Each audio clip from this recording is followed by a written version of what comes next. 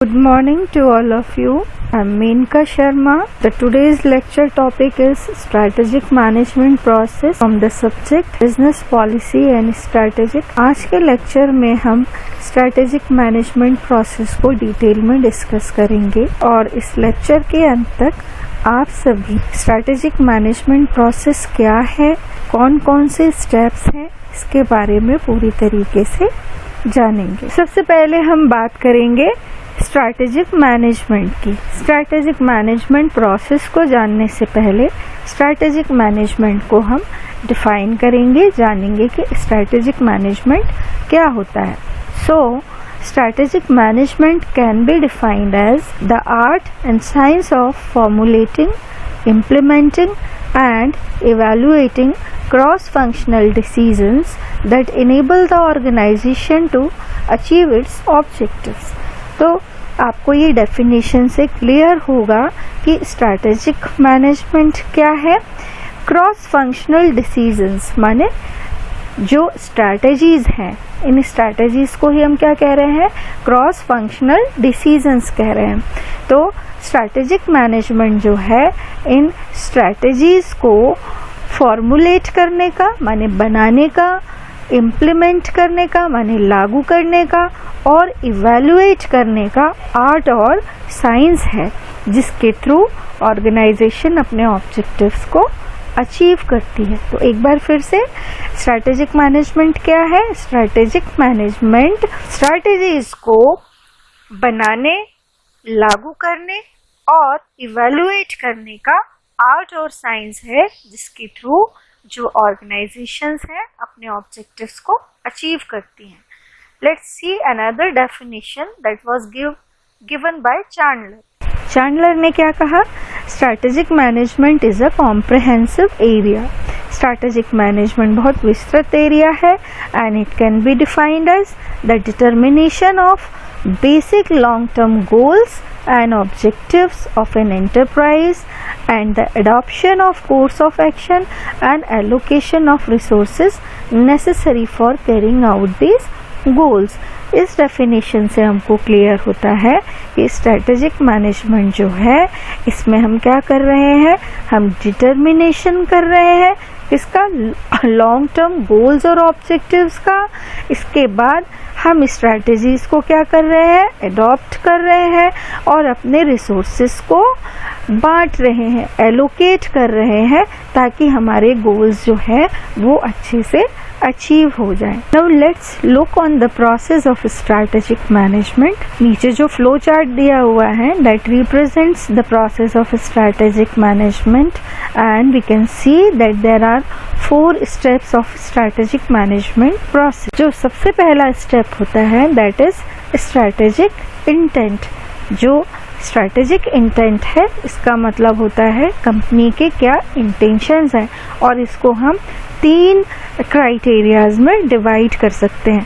Company का vision, mission और उसके ऑब्जेक्टिव्स, ये तीनों मिला के किसी भी कंपनी का स्ट्रैटेजिक इंटेंट बनाते हैं।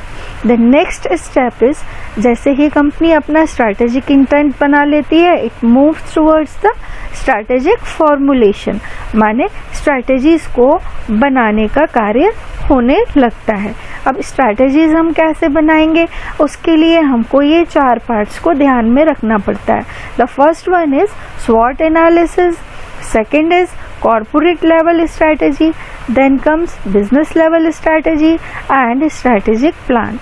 When all these elements are defined and determined very carefully, then strategy is formulated. The next step will move in the process is strategic implementation. माने strategy को बनाने के बाद हम strategy को क्या करेंगे, लागू करेंगे। तो लागू करने के लिए जो चीजें होती है वो कौन कौन सी होती है, there can be project implementation, procedural implementation, resource allocation, structural implementation and behavioural implementation. ये जो है ये सारे पार्ट्स जो है इन्हीं फॉर्म्स में हम स्ट्रैटेजीज को अप्लाई करते हैं। Now after implementing the strategy we move towards evaluation of strategy. जो आपका स्ट्रेटेजिक मैनेजमेंट प्रोसेस का बहुत इम्पॉर्टेंट स्टेप है, क्योंकि यदि आपने इवैल्यूएशन ठीक से किया है तो आपका जो इवैल्यूएशन और कंट्रोल है ये दोनों मिलके क्या करते हैं, आपके कंपनी के जो ऑब्जेक्टिव्स हैं उनको अचीव करने के लिए 100% रोल परफॉर्म करते हैं। अदरवाइज इनमें प्रॉब्लम्स हो सकती हैं और आपका गोल फुलफिलमेंट में कोई भी प्रॉब्लम आ सकती है। स्ट्रैटेजिक इवैल्यूएशन में हम क्या करते हैं, जो काम हमने अभी तक किया है उसका हम एनालिसिस करते हैं और असेस करते हैं कि हमारी जो स्ट्रैटेजी है वो वेल फॉर्मुलेटेड है या नहीं है, प्रॉपरली इम्प्लीमेंटेड है या नहीं है, और ये मिलके हमारे ऑर्गेनाइजेशन की गोल को कंप्लीट कर रहे हैं या नहीं कर रहे हैं। हम इन सारे स्टेप्स को डिटेल में 1 बाय 1 डिस्कस करेंगे आगे की स्लाइड्स में। The very first step of strategic management process is formulation of strategic intent. तो स्ट्रेटेजिक इंटेंट जो है वो किन से मिलके बना है, कंपनी का जो इंटेंशन है, माने हम क्यों बनाने जा रहे हैं स्ट्रेटेजीज, उसे हम क्या कहेंगे, स्ट्रेटेजिक इंटेंट कहेंगे। और ये जो है 3 पार्ट से मिलके बना होता है, जिसमें कंपनी का विजन, मिशन और ऑब्जेक्टिव्स, ये तीनों इम्पोर्टेंट रोल प्ले करते हैं। So at very first we will define और we will discuss what is vision. Vision क्या होता है, विजन बेसिकली एक स्टेटमेंट होता है जो ऑर्गेनाइजेशन की लॉन्ग टर्म ऑब्जेक्टिव्स को शो करता है। ये क्या है, basically it is what the firm ultimately like to become, माने फर्म जो है एट लास्ट क्या बनना चाहिए, उसको हम क्या कहेंगे, स्ट्रैटेजिक विजन कहेंगे। विजन का फॉर्म है ये। Vision once formulated is forever and long lasting for years to come.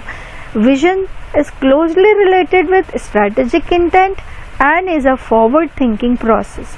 तो विजन हम कह सकते हैं आपका जो है एक बार बनाया जाता है और ये बहुत सालों तक या जब तक कंपनी रहती है तब तक हम विजन को फॉलो करते हैं। और विजन का जो लेना देना होता है स्ट्रैटेजिक इंटेंट के साथ बहुत क्लोज होता है, और हम ये कह सकते हैं कि विजन जो है किसी भी कंपनी का वो क्या है, फॉरवर्ड थिंकिंग प्रोसेस है, माने कंपनी अपने आप को फ्यूचर में कहाँ देखना चाहती है। नेक्स्ट जो है that is mission.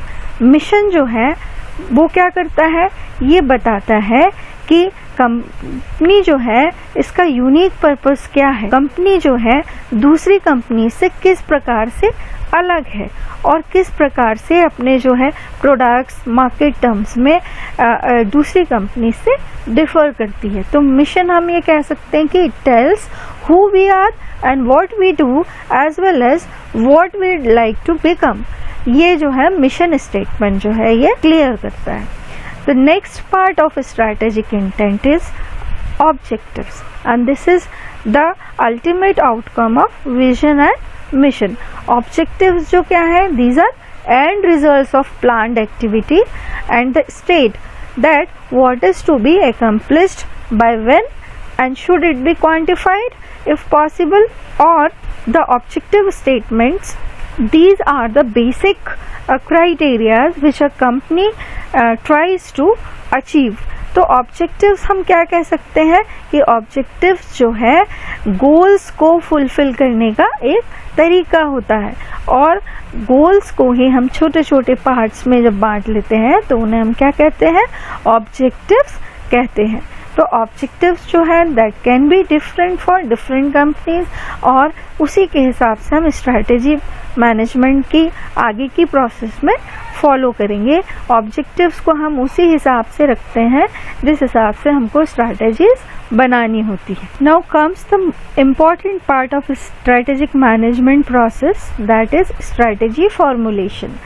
Strategy formulation क्या होता है, जैसा कि हमने पहले भी फ्लो चार्ट में देखा था कि स्ट्रैटेजी फॉर्मुलेशन जो प्रोसेस है उसमें हम बेसिकली क्या करते हैं, स्वॉट एनालिसिस करते हैं, एनवायरमेंटल अप्रेजल करते हैं, ऑर्गेनाइजेशन अप्रेजल करते हैं, ताकि हम क्या कर सके, एप्रोप्रिएट स्ट्रैटेजी को चूज कर सके या एप्रोप्रिएट स्ट्रैटेजी को बना सके। So we can say Strategic formulation refers to the process of choosing the most appropriate course of action for the realization of organization goals and objectives. इसका मतलब जो है हम स्ट्रैटेजी फॉर्मुलेशन में क्या करेंगे, सबसे पहले स्वॉट एनालिसिस करेंगे. स्वॉट एनालिसिस क्या होता है? That is determining strength, weakness, opportunity and threat. ये जब हम चारों एलिमेंट्स, चारों क्राइटेरियाज अपने पास बनाकर रख लेंगे तो हम लोग क्या होगा, हमें प्रॉपरली पता चल जाएगा कि कंपनी की जो है स्ट्रेंथ क्या है, कंपनी की वीकनेस क्या है और हम अपॉर्चुनिटीज कहाँ हैं हमारे लिए, इसके साथ में थ्रेट्स कहाँ हैं. तो ये बेसिकली स्वॉट एनालिसिस हम जो करते हैं उसमें हमारे जो है इंटरनल और एक्सटर्नल एनालिसिस दोनों जो है, एक्सटर्नल और इंटरनल एनवायरनमेंट दोनों जो है इम्पॉर्टेंट पार्ट प्ले करते हैं. तो स्ट्रैटेजी फॉर्मुलेशन के लिए हम क्या करेंगे, और एनवायरमेंटल अप्रेजल करेंगे. एनवायरमेंटल अप्रेजल क्या होता है? एनवायरमेंट जो है of any organization is the aggregate of all conditions, events and influences that surrounds and affects it.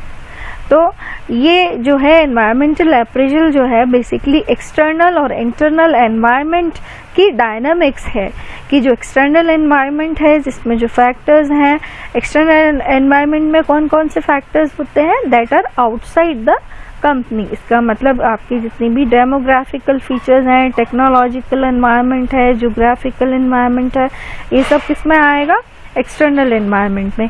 इनका जो है कुछ न कुछ असर आपकी स्ट्रैटेजी के फॉर्मेशन में भी पड़ेगा. तो इससे हम अपनी कंपनी की क्या पता कर सकते हैं, we can provide by the strength and weaknesses. हम एनवायरमेंटल अप्रेजल से क्या कर सकते हैं, पता कर सकते हैं. Now next comes organization appraisal. Organization appraisal माने जो कंपनी के अंदर का एनवायरनमेंट है वो आपको बहुत सारी इम्पोर्टेंट इंफॉर्मेशन देगा, जिसके हिसाब से आप जो है अपॉर्चुनिटीज अपने लिए देख सकते हैं. तो एनवायरमेंटल अप्रेजल क्या होता है? It is process of observing an organization's internal environment to identify the strength and weakness that may cause influence the organization's abilities to achieve goals. The analysis of corporate capabilities and weaknesses becomes a prerequisite for successful formation and reformulation of corporate strategy. ये जो है हम organisation appraisal बहुत सारे levels पे कर सकते हैं, फंक्शनल लेवल पे, डिविजनल लेवल पे, as well as corporate level पे. इसके बाद जो प्रोसेस आता है, जो स्टेप आता है, दैट इज स्ट्रैटेजिक इम्प्लीमेंटेशन.